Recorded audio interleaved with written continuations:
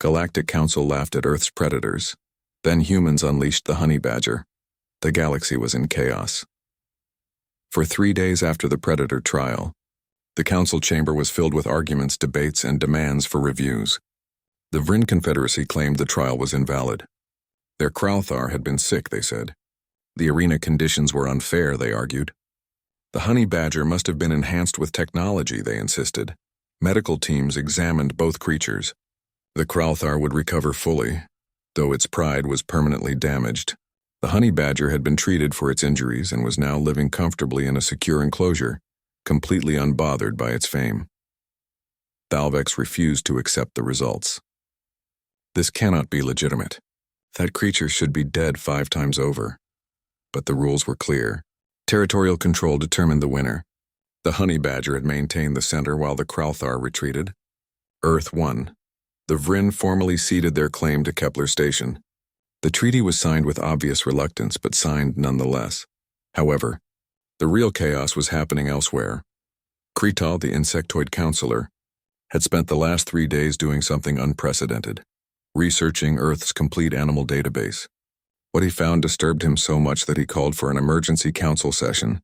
Daeho, Jiwoo, and Minho were summoned to attend. They arrived at the council chamber to find it more crowded than during the original Predator exhibition. Representatives from hundreds of species had come to hear what Kretal had discovered. Esteemed council, Kretal began, his mandibles clicking nervously. I have spent 72 hours reviewing Earth's biological database. What I found suggests we made a catastrophic error in our initial assessment. Holographic displays activated around the chamber. Images of Earth animals appeared. This is a wolverine, Kretal said, similar to the honey badger in temperament, smaller than most predators but documented fighting bears and wolves. It has been observed driving cougars away from kills, pound for pound possibly more aggressive than the creature we witnessed in the trial. Murmurs spread through the chamber. This is a cassowary, Kretal continued. Another image. A large bird with deadly claws.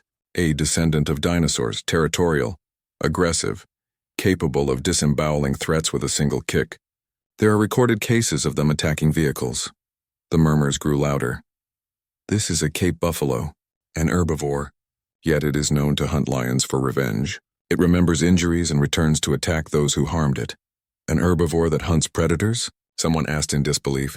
Yes, Kretal confirmed. But it gets worse. This is a hippopotamus, also an herbivore. It kills more humans annually than any of Earth's predators. It is territorial to the point of insanity. It will attack boats, vehicles, anything that enters its space. Image after image appeared. Canada geese attacking everything. Swans breaking human bones with their wings. Emus which once won a war against human soldiers. Wild boar, which charge at threats rather than fleeing. What I am showing you, Kretal said, his voice serious, is that Earth's classification was fundamentally wrong. We judge them by apex predators, by creatures that hunt to eat. But Earth is not like other worlds, Thalvex interrupted. What are you suggesting? I am suggesting, Kretal said slowly, that Earth is not a normal ecosystem. Most worlds have predators at the top and prey at the bottom. Earth has an arms race. Even the prey evolved extreme aggression as a survival mechanism. Yunji, Earth's public relations officer, had been fielding inquiries for days. Now she stood up to speak. Counselors, may I explain? Kretal gestured for her to continue. Earth is what we call a high-pressure evolutionary environment. We have extreme weather, diverse climates, and intense competition for resources. Creatures didn't just evolve to fill ecological niches. They evolved to survive constant challenges from other species. She pulled up a chart. On most worlds, prey animals survive through camouflage or speed. On Earth, many evolve to fight back. Our herbivores are often more dangerous than our predators because they're protecting territory or offspring. Taejin, a military intelligence analyst, added context.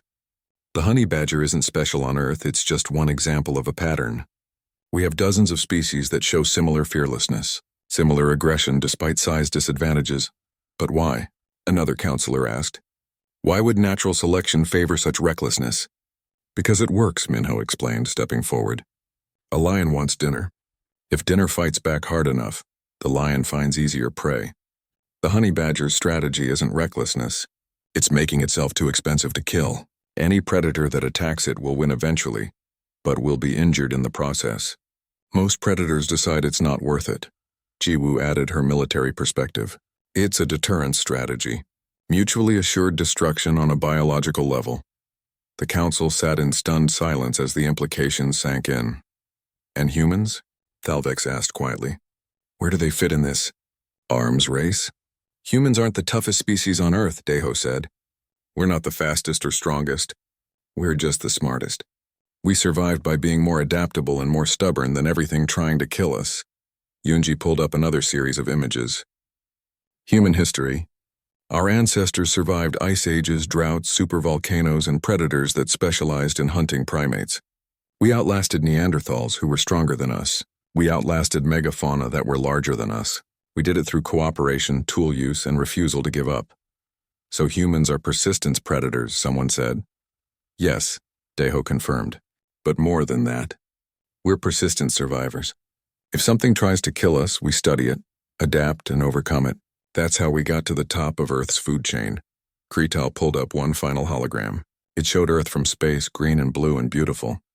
Esteemed Council, I move that we reclassify Earth immediately, not as a low-threat world, but as an extreme hazard biosphere. Not because they have powerful apex predators, but because they have something far more dangerous. An entire ecosystem built on aggressive survival strategies. The vote was called. It was unanimous. Earth's classification changed from peaceful agricultural world to extreme hazard biosphere. The military expansion ban was lifted. Other species began quietly withdrawing territorial challenges they had planned. After the session, Daeho and his team returned to their ship. Yuna was waiting with an update. Good news travels fast. 3 species have withdrawn resource claims against Earth. 2 others are requesting diplomatic meetings, and the betting houses are paying out. I'm rich, Jiwoo smiled.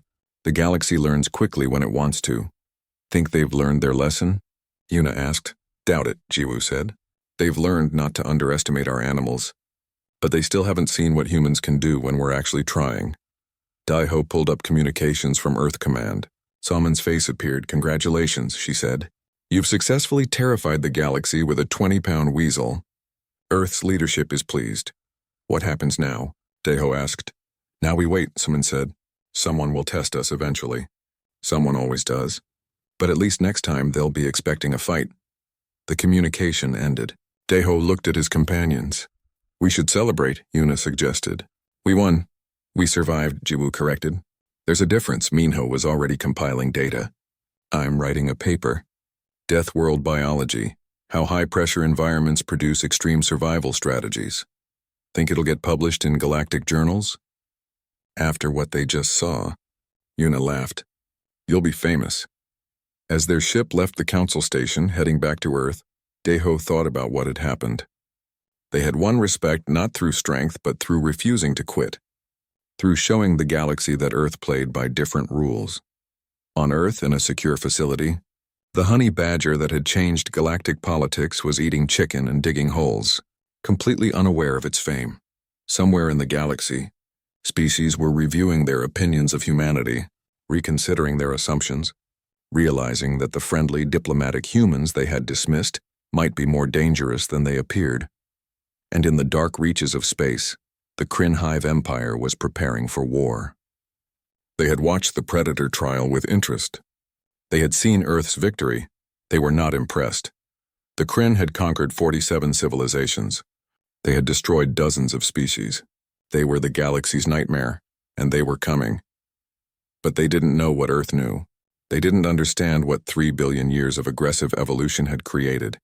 They were about to learn what it meant to fight a death world, and death worlds don't fight fair. Galactic Council laughed at Earth's predators. Then humans unleashed the honey badger. 3 months had passed since the humiliation at the Apex Predator exhibition. Daeho had tried to forget about it, focusing on his research. But the galaxy would not let Earth forget its place. The message came during breakfast. Hyunwoo, Earth's ambassador to the Galactic Council, appeared on every screen across the planet simultaneously. His face was tight with barely controlled anger. People of Earth, he began, we have a situation.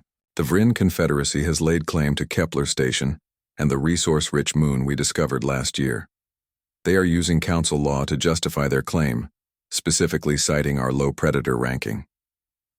Deho stopped eating. Kepler Station represented years of work and trillions in potential resources, rare minerals, clean energy sources. It was supposed to be Earth's foothold in deep space.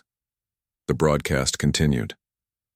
The Vrin ambassador stated, and I quote, "Why should we negotiate with prey animals? The council has sided with them based on predator hierarchy rules." Across Earth, outrage exploded. Social media filled with anger. Protests formed outside government buildings. Humanity, barely a century into space exploration, was being pushed around by species who saw them as weak. Hyunwoo's broadcast concluded with grim news. The council has offered us one option, a predator trial. Each side releases their apex predator into an arena. The winner takes the territory. We have 48 hours to accept or decline. Daiho's personal communicator buzzed. It was Soman, Chief of Earth Defense. Emergency meeting, 1 hour. Bring your special case files. The meeting took place in a secure facility deep underground. Daiho arrived to find a dozen people already present. Hyunwoo was there, still looking angry. Soman sat at the head of the table, her expression unreadable. Jiwoo was there too, in her military uniform. And there was someone Daiho didn't recognize, a young man with messy hair and excited eyes. "This is Minho," Soman said. "Xenozoologist. He specializes in what he calls non-traditional dangerous fauna." Minho nodded enthusiastically. "I study the animals that everyone ignores because they're not technically apex predators." "We've seen the Vrin's choice," Hyunwoo said, pulling up a hologram. "This is a Kralthar. The creature that appeared was nightmare fuel. 600 pounds of armored muscle, claws like swords, a venomous tail, eyes that reflected light like a demon's. It can slice through steel," Hyunwoo continued. "Its venom can kill most species in minutes. The Vrin have won 47 predator trials with this creature. They've never lost." Silence filled the room. "So we decline," someone suggested. "We give up Kepler Station?" "No." Salmon's voice was flat and final. "If we decline, we look weak. Every species in the galaxy will walk over us. We fight." "With what?" Hyunwoo demanded. "Did you see that thing? Our lions won't last 5 seconds." "We don't use lions," Minho said quietly. Everyone turned to look at him. "What?" Soman asked. Minho stood up and activated his own presentation. "The council judged us based on apex predators, predators that hunt to eat, kill to survive. But Earth doesn't work that way. We've been classifying our animals wrong." The first image appeared, a small, stocky creature with gray and black fur. "This is a honey badger," Minho said. 20 pounds on average, eats insects, small mammals, fruits. Not an apex predator by any standard definition. "So why are we looking at it?" Hyunwoo asked impatiently. Minho grinned. "Because it's the most fearless animal on Earth, maybe in the galaxy." He played a video. A honey badger approached a pride of lions.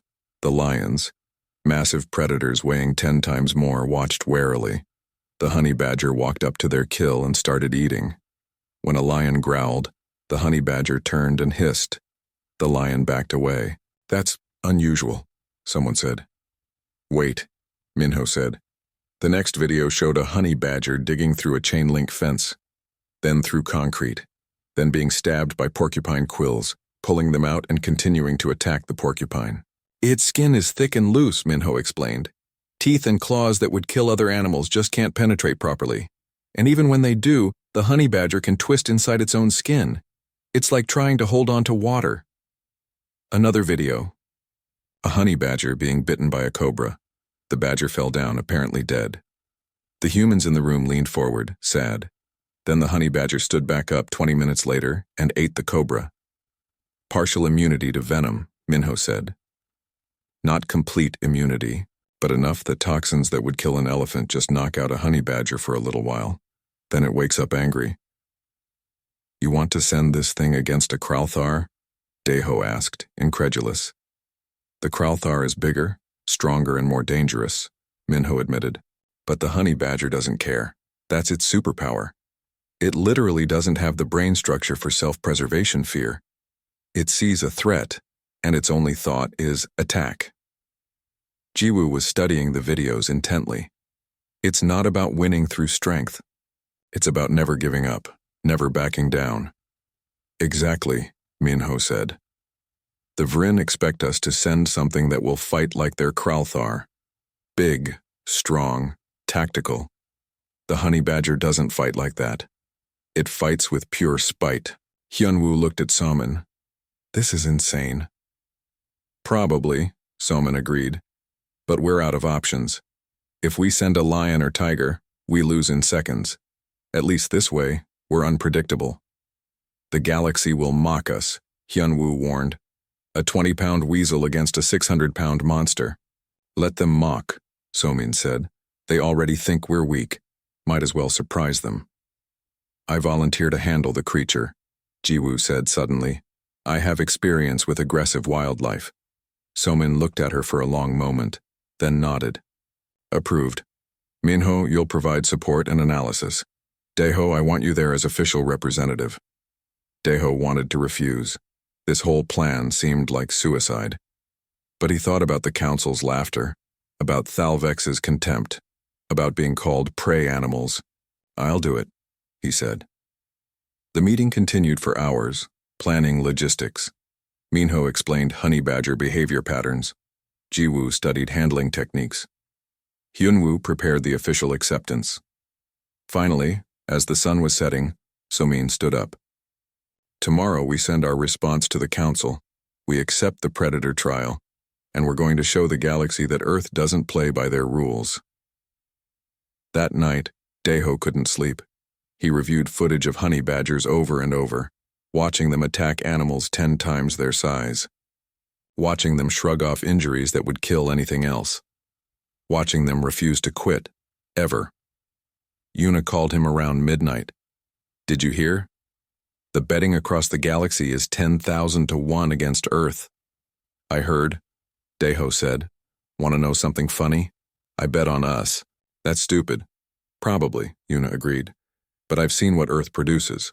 I've seen what humans can do when we're angry. And I think the galaxy is about to learn something important. What's that? That on Earth being the biggest doesn't make you the toughest. Being stubborn does. The next morning, Hyunwoo sent Earth's response to the Galactic Council. They accepted the Predator trial. The Vrin had chosen their champion, the Kralthar, terror of a dozen worlds. Earth's choice shocked the galaxy, a creature called a honey badger. Something most species had never heard of, something that weighed less than most counselors' pets. The arena was scheduled for 1 week from now. The galaxy waited, expecting an easy Vrin victory. Another chance to mock the weak humans, in a secure facility. Jiwoo stood outside a reinforced enclosure watching a small gray creature dig methodically through the dirt. You ready to make history? She asked quietly. The honey badger looked up at her with flat, fearless eyes, then went back to digging. Jiwoo smiled. Yeah, me too. Galactic Council laughed at Earth's predators. Then humans unleashed the honey badger. The Grand Arena was the largest structure Daeho had ever seen, a massive biodome that could recreate any environment in the known galaxy. Today it was set to neutral savanna, similar to both Earth and the Vrin homeworld. Fair ground for both creatures. Thousands of species watched through holographic projection. Millions more across the galaxy tuned in through broadcasts. The Predator trial was always popular entertainment, but this one had generated unusual interest. The betting odds told the story. 10,000 to 1 against Earth.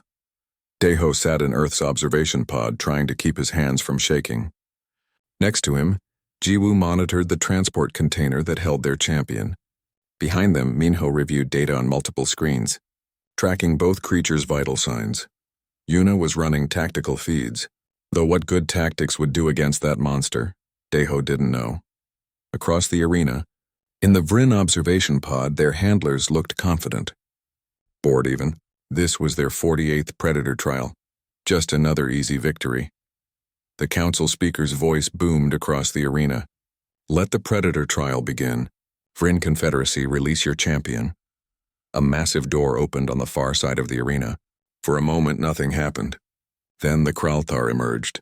Even through the screens, it was terrifying. 600 pounds of pure predator. Its armored scales gleamed under the arena lights. Each claw was the length of a human forearm. Its tail, tipped with a venomous spine, swayed behind it like a weapon. The creature roared, and Deho felt it in his chest even through the protected pod. It was a sound designed to terrify prey, a sound that said, "You are going to die." The Kralthar prowled into the center of the arena, claiming the space. Cameras from 100 angles captured every movement. The crowd noise grew louder. This was what they had come to see. "Earth," the speaker announced. "Release your champion." Jiwoo activated the transport pod. Across the arena, a small door opened near ground level. Silence fell. The crowd waited. The cameras focused on the opening. Out waddled a small gray creature with a white stripe down its back. The honey badger sniffed the air, looked around at the massive arena, and appeared completely unimpressed. For 3 seconds, the galaxy watched in confused silence. Then someone laughed. Then another. Within moments, the entire arena filled with various sounds of alien amusement. Clicks, whistles, roars, buzzes, all expressing the same sentiment. This was a joke. In the council viewing box, Thalvex leaned forward. "Is this a prank? Did Earth send a pet?" Cretel, the insectoid counselor, clicked his mandibles rapidly. "I think they're serious. How adorable." Even some of Earth's allies looked embarrassed. The creature was tiny compared to the Kralthar. It looked soft, harmless. In the Vryn pod, their handlers were actually laughing. One of them made a gesture that probably translated to something insulting. Hyunwoo, watching from Earth's main command center, closed his eyes. This is going to be the most embarrassing moment in human history. Back in the arena, the honey badger completely ignored the massive predator 20 meters away. Instead, it started digging in the dirt, searching for grubs or roots or whatever it could find. This was what honey badgers did. They didn't posture. They didn't showboat. They looked for food. The Kralthar noticed the small creature. Its head tilted, confused. In 47 previous trials, every opponent had either charged immediately or adopted a defensive position. This thing was digging. The Kralthar moved closer, each step deliberate. Still, the honey badger ignored it. "Is it deaf?" someone in the crowd asked. "Is it stupid?" another suggested. Minho's voice came through the communications link, calm and educational. "Honey badgers have excellent hearing. It knows the Kralthar is there. It just doesn't care." The Kralthar, now visibly annoyed at being ignored, roared again, that sound that made prey animals flee in terror. The honey badger looked up briefly. Its small black eyes met the Kralthar's massive glowing ones. For a moment, predator and whatever the honey badger was stared at each other. Then the honey badger went back to digging. The crowd's laughter intensified. Even some council members were making amused sounds. Jiwoo watched her screens intently. "The Kralthar is getting angry, insulted." "Good," Minho said. "Angry opponents make mistakes." The Kralthar charged. 600 pounds of armored death accelerated to full speed in seconds. Claws extended, tail raised to strike. It covered the distance in a heartbeat. The honey badger, at the last possible second, looked up again. What happened next shocked the galaxy into silence. The honey badger didn't run. Didn't try to dodge. It charged back 20 pounds versus 600 pounds. No sane creature would make that choice. But honey badgers weren't sane by any normal definition. They collided. The Kralthar's claws slashed down, strikes that could slice through steel. They hit the honey badger's back and didn't penetrate properly. The thick skin and loose connective tissue absorbed the impact. The badger's hide literally moved independently of its body, dissipating the force. Before the Kralthar could process this, the honey badger latched onto its face. Specifically, it went for the eyes. The Kralthar screamed, a sound of pain rather than intimidation. It tried to shake the small creature off, but the honey badger held on with jaws that could crack bone. Its claws raked across the Kralthar's face, searching for soft tissue. "What is happening?" Thalvex demanded. "It's attacking," Deho said quietly, though no one from the council could hear him. "That's what honey badgers do. They attack." The Kralthar slammed itself against the ground, trying to crush the honey badger. The impact would have killed most creatures. The honey badger fell off, rolled, and immediately got back up. It charged again, This is insane, Yuna whispered. The Kralthar, now bleeding from facial wounds, used its tail. The venomous spine struck the honey badger directly in the chest. Poison designed to drop prey in seconds pumped into the small creature. The honey badger stumbled, fell, twitched. The crowd erupted in noise. The Vryn handlers celebrated. Earth's observers went quiet. It's over, Hyunwoo said heavily from Earth. At least it fought bravely. But Minho was staring at his biological monitors. Wait, 5 minutes passed. The honey badger lay still. The Kralthar, breathing heavily and bleeding, moved away to the other side of the arena. Medical teams stood by, ready to enter. Then the honey badger moved, first just a twitch. Then its head lifted. Then impossibly it stood up. The galaxy watched in absolute silence as the honey badger shook itself like a dog after a bath, sneezed once and looked around for its opponent. Partial immunity to toxins, Minho explained, his voice filled with scientific fascination. The venom would kill an elephant.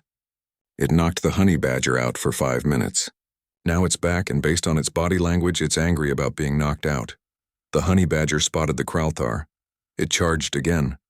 This time the Kralthar's confidence was shaken. This small creature should be dead, should have been dead from the claws, should definitely be dead from the venom. Yet here it came. Absolutely relentless. The battle continued. The Kralthar was bigger, stronger, had better weapons. But the honey badger had something the galaxy had never seen in a predator trial before. Absolute refusal to quit. Every time it got hit, it got back up. Every time it got knocked away, it came back. It didn't have a strategy beyond attack the face and don't stop. 30 minutes in, the Kralthar was covered in small wounds. Nothing fatal, but dozens of cuts around its eyes, nose, and mouth. Places the honey badger could reach, places that hurt. The honey badger was also injured. Its fur was matted with blood. It was limping, but it kept coming. 60 minutes in, the crowd had gone completely silent. This wasn't a normal fight. This was something else, something primal. 90 minutes in, the Kralthar made a sound no one had heard before. Not a roar, a whine. It backed away from the honey badger, which was still advancing despite obvious injuries. Is it retreating? Krital asked in disbelief. 2 hours into the trial, the Kralthar had retreated to a corner of the arena. The honey badger claimed the center, sitting down finally, tongue hanging out, but still watching its opponent with those flat, fearless eyes. The council speaker consulted his rules. By predator trial law, the creature maintaining territorial control wins the contest. Silence. Earth wins. The galaxy exploded into chaos, disbelief, shock, confusion. The Vryn handlers were screaming protests. Their representatives demanded reviews. In Earth's observation pod, Jiwoo let out a breath she'd been holding for 2 hours. Get medical in there. Our fighter needs treatment. Daeho sat back, stunned. They had won. A 20-pound animal had defeated a 600-pound monster through nothing but refusal to quit. Yuna was laughing. I won my bet. I actually won my bet. Minho was already compiling a report. The galaxy needs to understand what just happened. This isn't an anomaly. This is Earth. On screens across the galaxy, species were pulling up Earth's animal databases, searching for more information, starting to realize that maybe, just maybe, they had completely misunderstood what Earth was. And in the arena, a small gray creature with a white stripe stood in the center, victorious, still ready to fight if necessary. The honey badger didn't celebrate. It just started looking for food again, because that's what honey badgers do. Galactic Council laughed at Earth's predators. Then humans unleashed the honey badger. The massive crystalline chamber floated in the darkness of space, glowing with soft blue light. Inside, representatives from 847 different species gathered for the annual Apex Predator exhibition. This was no simple show. This was how the galaxy determined which civilizations were strong and which were weak, which deserved respect and which deserved pity. Daeho stood in the waiting area adjusting his presentation device for the 10th time. His hands were sweating. Next to him, Jiwoo reviewed the holographic files one more time, her dark eyes scanning the data with military precision. We should have brought the other files, Jiwoo whispered, glancing at the massive creatures being displayed in the arena below. The council asked for apex predators. Daeho replied quietly. That's what we're giving them. From the pilot's seat of their small observation pod, Una snorted. They're going to laugh at us, she was probably right. Deho had watched 3 presentations already. The Broncar had released a pack of metallic-scaled hunters, each one the size of an earth elephant, with claws that could slice through titanium like paper. The creatures had torn apart a reinforced steel barrier in under 30 seconds. The crowd had roared with approval. Then came the Thalvex demonstration. Their world's apex predator was a 40-foot dragon-like creature that spat acid strong enough to melt rock. It had screamed, a sound that made even the protected observers flinch and destroyed 3 combat drones before being recalled. The reptilian Thalvex representatives had accepted their applause with cold pride. Now it was Earth's turn. Probationary member Earth, the voice of the council speaker boomed through the chamber. You may present your world's apex predators. Daiho walked to the presentation platform, trying to ignore the thousands of eyes watching him. Some were literally eyes. Others were sensor organs he couldn't even recognize. He activated his holographic display. Earth is a diverse world, he began, his voice steady despite his nerves. Our apex predators have evolved over millions of years to dominate their environments. The first hologram appeared, a male lion, mane flowing as it roared. Silence filled the chamber. Then someone laughed. Then another. Within seconds, the entire council was filled with various sounds of alien amusement.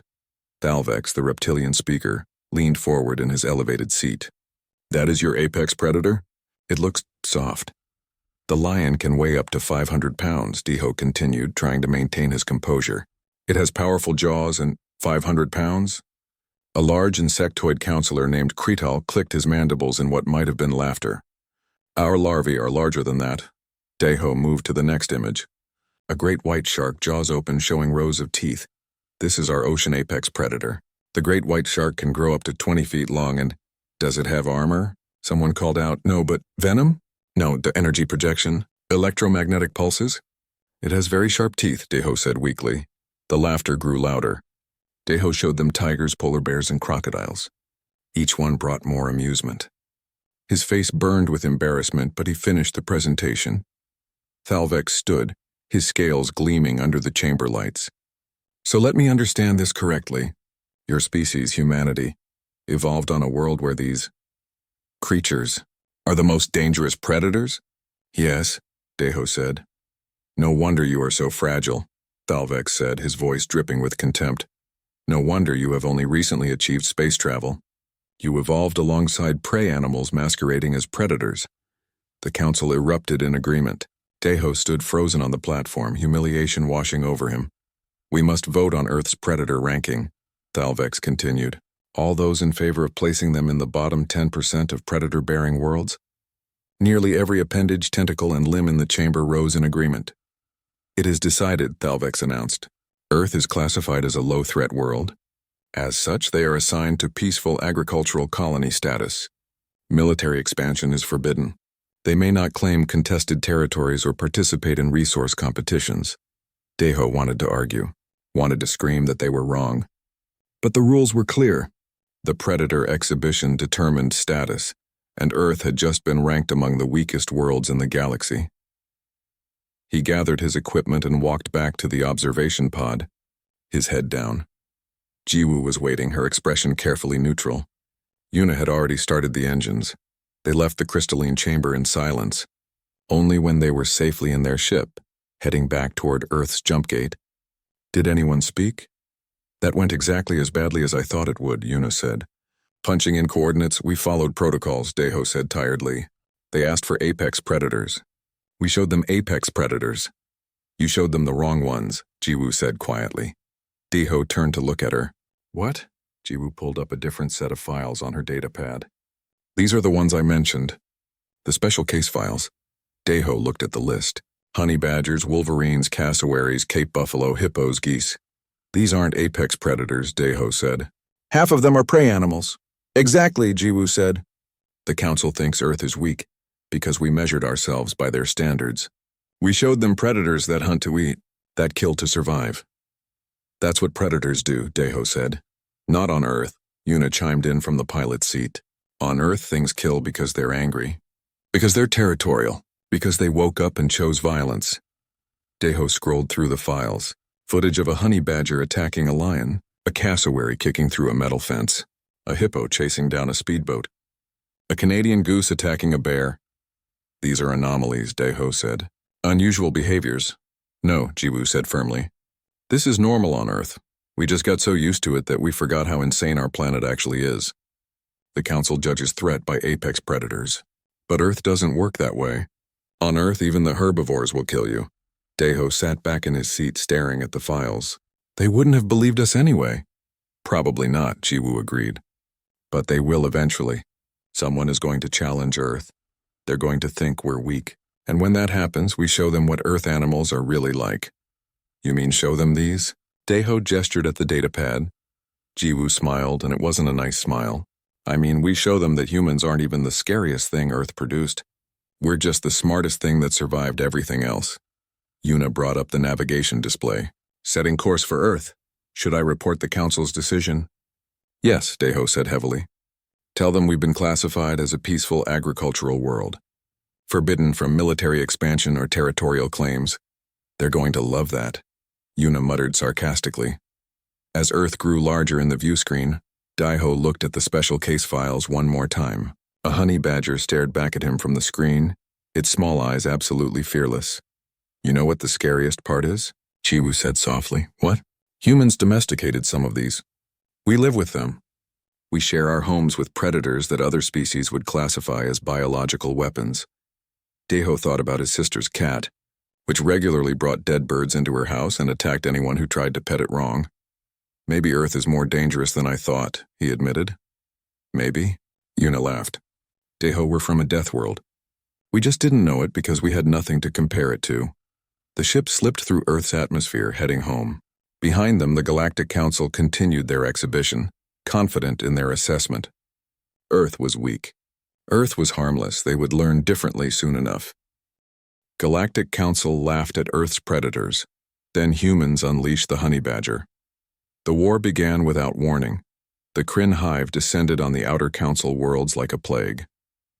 They were an old empire, ancient by galactic standards, and they had perfected the art of overwhelming force, swarm tactics. Millions of soldiers bred for one purpose: conquest. 3 council worlds fell in 2 weeks. The resistance was brief and brutal. The Kryn simply had too many ships, too many soldiers, too many resources. The emergency council session was somber. Representatives who had once mocked each other now faced extinction together. We cannot match their numbers, Krital said, his usual confidence gone. They outnumber us 100 to 1. Perhaps more.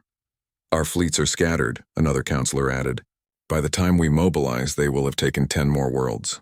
Thalvex, who had once been so proud, spoke quietly. We need a new strategy. Traditional warfare will not work. There was silence. Then someone said, what about Earth? All eyes turned to Hyunwoo, who sat in Earth's delegation seat. Earth is barely a century into space travel, Thalvex said. What could they offer? They survived on a death world, Krital said slowly. They evolved surrounded by creatures that should have killed them. Maybe they know something we don't about fighting overwhelming odds. Hyunwoo stood. Earth is willing to help. But we need full authority to implement our strategies. No council oversight. No second guessing. That is unprecedented, someone protested. So is losing to the Kryn, Hyunwoo replied. The vote was close, but passed. Earth would lead the defense. Back on Earth, Sujin stood before the military command center looking at the assembled officers. She was newly promoted to fleet admiral, and her first assignment was saving the galaxy. No pressure, Yuna whispered next to her. Sujin ignored her and activated the main display. The council fights using apex predator thinking. Overwhelming force. Direct confrontation. Territory control.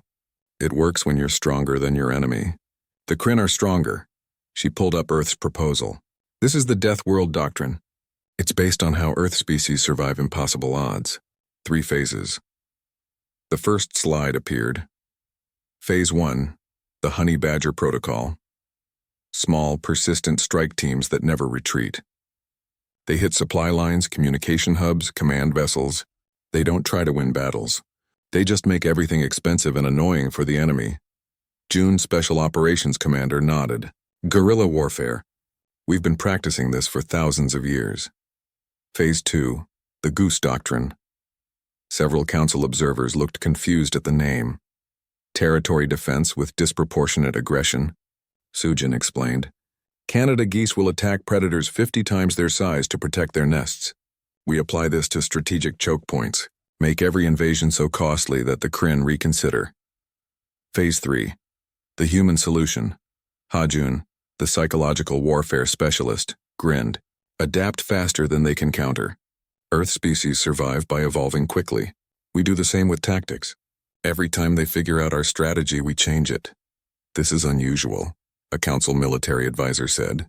But will it work? It worked for 3 billion years on Earth, Sujin replied. Let's find out if it works in space. The first engagement came quickly. The Kryn fleet approached a council mining world expecting easy conquest. Instead, they found Earth's ships waiting, not many ships. Just a dozen small craft. The Kryn commander probably laughed. The council observers certainly worried. Then the Earth ships attacked, not the main fleet.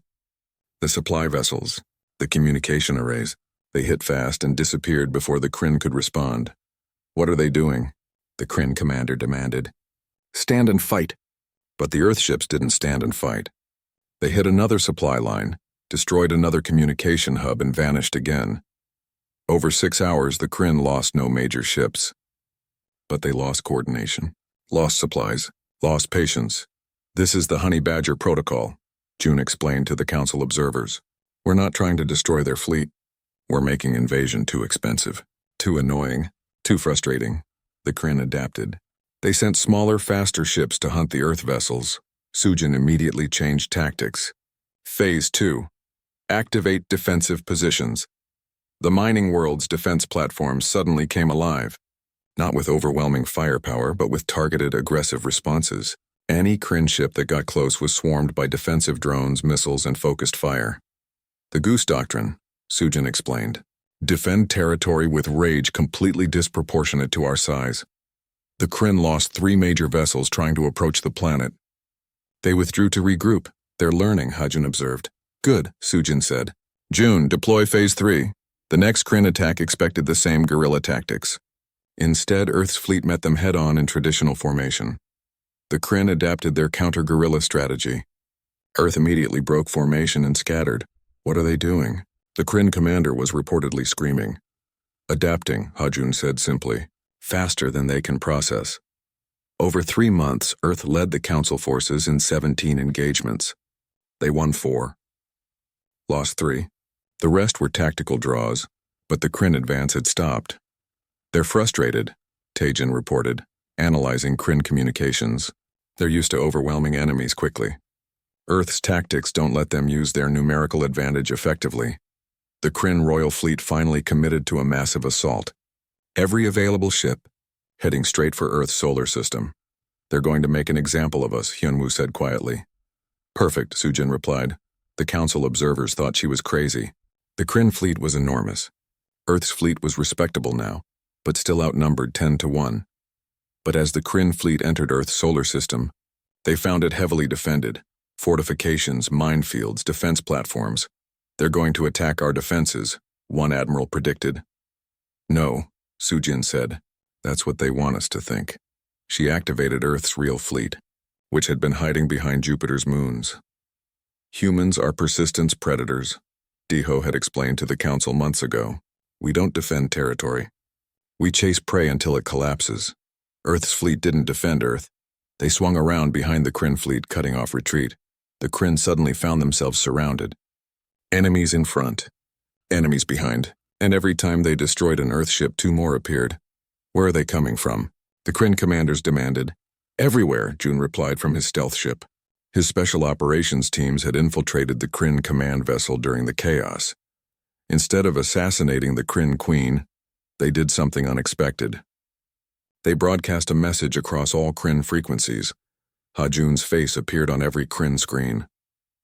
You're fighting a species that evolved on a planet where everything tried to kill us, he said calmly. We learned to outlast predators, outthink competitors, out-stubborn extinction itself. You want war? We'll give you war. But it won't be the war you know. It'll be the war Earth taught us. And on Earth we learned that the biggest predator doesn't always win. The most persistent one does, he paused. You can surrender now, or we can show you what persistence hunting really means. We'll chase you across the galaxy if we have to. We'll never stop. We'll never quit, because that's what Death World species do. Silence on the Kryn channels. Then, impossibly, the Kryn Queen herself responded. We agree to ceasefire, negotiations. The galaxy was stunned. The Kryn had never negotiated, never retreated, but they had never fought a Death World species before. The ceasefire held. Peace talks began. The Council formally apologized to Earth and granted them full military authority. Earth was reclassified again, this time as a strategic protector species. Months later, Deho stood before the Galactic Council one final time, giving a demonstration for the new military academy curriculum. He released a small creature into a secured arena. Council members leaned forward to see it was a cat, a normal Earth house cat. This, Deho said, is a domesticated predator. Humans share our homes with millions of these. They kill for sport. They show affection randomly. They ignore commands. The cat sat down and began grooming itself, completely indifferent to the watching aliens. 10,000 years ago, humans domesticated them, not because we could control them, but because on Earth you learn to coexist with danger. You learn that the deadliest things aren't always the biggest. You learn that survival isn't about dominance. It's about adaptation. A young counselor asked nervously, "And this creature is safe?" Yuna called from the back. "Define safe." Nervous laughter rippled through the chamber. The cat finished grooming, looked at the assembled council with complete disinterest, and walked away. That, Jiwoo said quietly, is the most Earth thing I've ever seen. Earth's military academy opened with students from 40 species. The Death World Doctrine became required curriculum. Minho's paper on extreme biosphere survival strategies won the Galactic Science Prize. Jiwoo and Sujin formed the Persistence Corps, a mixed species special operations unit. Their motto, "We don't quit." The honey badger from the original trial was retired to a nature preserve, where it lived peacefully, occasionally attacking zoo equipment for no reason. Years later, Hyunwoo stood before the council as Earth's senior ambassador.